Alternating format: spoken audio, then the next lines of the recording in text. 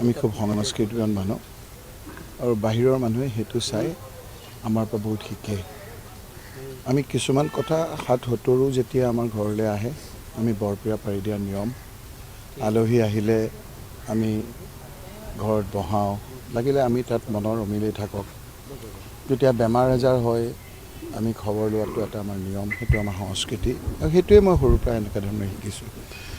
প্ৰফুল্ল কুমাৰ মহন্ত ডাঙৰীয়া বহুত দিনৰ পৰা বেমাৰ হৈ আছে আৰু তেওঁ নগাঁও জিলাৰ এজন বাসিন্দা, আৰু যেতিয়া তেওঁ মুখ্যমন্ত্ৰী আছিলে একেবাৰে আমাৰ যিটো স্থায়ী গুৱাহাটী নগাঁৱৰ ঠিকনা, যিটো আমাৰ এইটো 4th-5th জেনেৰেশ্যনত আমি আছোঁ, তাৰ একেবাৰে নাতি দূৰত গাতে গা লাগা আপোনাৰ ঠাইত মুখ্যমন্ত্ৰী সেই সময়ৰ প্ৰফুল্ল কুমাৰ মহন্ত ডাঙৰীয়া ভাড়া কৰি আছিল। সেই সূত্ৰে আমাৰ ওচৰ চুবুৰীয়াও আছিলে, আৰু এতিয়া যিহেতু তেওঁৰ গাটো বেয়া, এতিয়া মই বহুতেতো গৈছে, মই খালি সেই তেওঁৰ প্ৰতি বেমাৰ হৈছে, তেওঁ দুবাৰকৈ মুখ্যমন্ত্ৰী হৈ আছিল, আৰু এটা তেওঁৰ লগত মোৰ এটা আৱেগিক এটা সম্বন্ধও আছিলে যে মোৰ দেউতাৰ একেবাৰে যেতিয়া বেমাৰ হৈছিল, তেওঁ তেতিয়া মুখ্যমন্ত্ৰী আছিল। জয়শ্ৰী গোস্বামী মহন্ত মই ৰাতি এবাৰ ফোন কৰোঁতে তেওঁ ধৰোঁতে তেওঁ এটা ডক্টৰ টীম এটা পঠিয়াই দিছিল। পঠিয়াই দি তেওঁ যথেষ্ট এইবিলাক কথা বতৰাবিলাক আৱেগিক আপোনাৰভাৱে থাকে। আকৌ দেউতা গুৱাহাটীলৈ অহাৰ সময়তো মেডিকেলত ভালকৈ ট্ৰিটমেণ্ট কৰিছিল, অৱশ্যে সেই বেমাৰতেই দেউতাৰ মৃত্যুবৰণ কৰিছিলে। গতিকে এই ধৰণৰ কথা বতৰাবিলাকত কিছুমান আৱেগিক সম্বন্ধও থাকে। মোৰ ইয়াত কোনো একান্ত ব্যক্তিগত আৰু যদি কিবা ৰাজনৈতিক কথা থাকিলেহেঁতেন তেতিয়া মই অকলে গ'লোহেঁতেন। মোৰ পৰিয়াল লৈ গৈছোঁ, তেখেতৰ ঘৰৰ লগত যোগাযোগ কৰি মই যাম বুলি কৈছোঁ, আৰু আপোনালোক কাকো এইকাৰণে খবৰ দিয়া নাই যে মানুহৰ এটা পৰিয়ালকেন্দ্ৰিক ঘৰুৱা সম্বন্ধ এই কথা বতৰাবিলাকক ৰাজনীতিকৰণ কৰিব মই নোখোজোঁ। কিবা থাকিলেতো আপোনালোকক মুকলিকৈ ক'ম। গতিকে যোৱাকালিও যিটো মই তেওঁক খবৰ ল'বলৈ গৈছোঁ, সেই খবৰটো একান্ত ব্যক্তিগত আৰু সৌজন্যতামূলক, আৰু তেখেতৰ বৰ্তমান বেমাৰ ভাল পাইছে, তেখেতৰ আকৌ আৰোগ্য আমি কামনা কৰিছোঁ।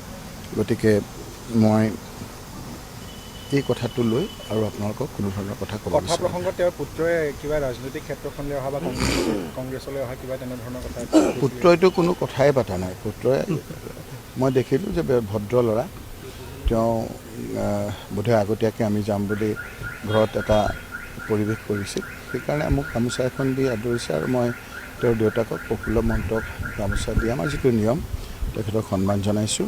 তেখেতেতো এটা শব্দও কোনো ধৰণৰ উচ্চাৰণ কৰা নাই।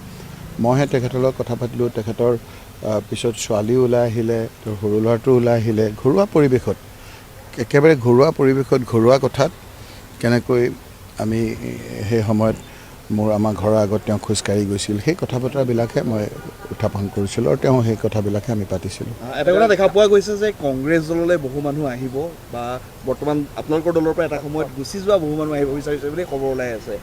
এটা কথা কোৱা হৈছে যে তৃণমূল কৰ্মীৰ লগত আলোচনা কৰিহে আপোনালোকে এই ক্ষেত্ৰত সিদ্ধান্ত ল'ব। গতিকে আপুনি ব্যক্তিগতভাৱে কি ভাবে? মই চক পৰিৱৰ্তন, বতৰ, ৱাক্ত, হিন্দীত এতিয়া আহিছোঁতো, ৱাক্ত বুলি কয়, ৱাক্ততকৈ বাতে। মহাভাৰতত আপোনালোকে দেখিছে খুব পপুলাৰ হৈছিল যে প্ৰথম আহে মে চামাই হওঁ। সময়টো বহুত গুৰুত্বপূৰ্ণ। এই নিৰ্বাচনৰ, লোকসভা নিৰ্বাচনৰ আগত আপোনালোকে আমাক সুধিছিল যে আপোনালোকৰ দলৰ পৰা কোনোবা যাব, MLA যাব, অমুক যাব, আৰু এতিয়া আপোনালোকে আমাক সুধিছে আমাৰ দললৈ কোনোবা আহিব। সেই কথাটোৱে আপোনাৰ আজি চাওকচোন কিমান এটা বতৰৰ পৰিৱৰ্তন। আজি আমাৰ দললৈ আহিব, আমি কৈছোঁ যে আমি চাই চিতি আমি ল'ম, আমাৰ ঊৰ্ধ্বতম কৰ্তৃপক্ষ আছে, আমাৰ প্ৰদেশ কংগ্ৰেছ আছে, সকলোৱে চাই চিতি ল'ব। এই যে পৰিৱৰ্তনটো হৈছে, সেই পৰিৱৰ্তনটোৱেই হৈছে যে বিজেপিৰ প্ৰতি মানুহে বিক্ষুব্ধ হৈছে।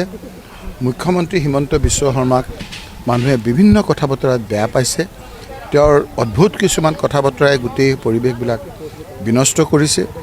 সেইকাৰণে তেওঁৰ প্ৰতি বিতুষ্ট হৈ, বিজেপিৰ প্ৰতিও মানুহে বিতুষ্ট হৈ বহু লোক যে আহিব বিচাৰিছে, এতিয়া দিনৰ পোহৰৰ দৰে এতিয়া স্পষ্ট হৈ গৈছে।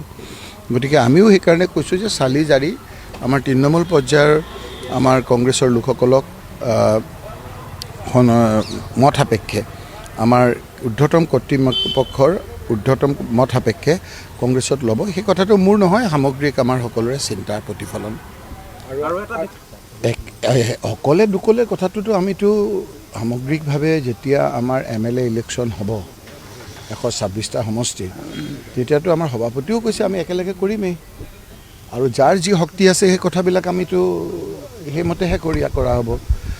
গতিকে 126টা সমষ্টিৰ যেতিয়া নিৰ্বাচন হ'ব তেতিয়া আমি একেলগে খেলিম, সেইটোক আমাৰ কোনেও নুই কৰা নাই।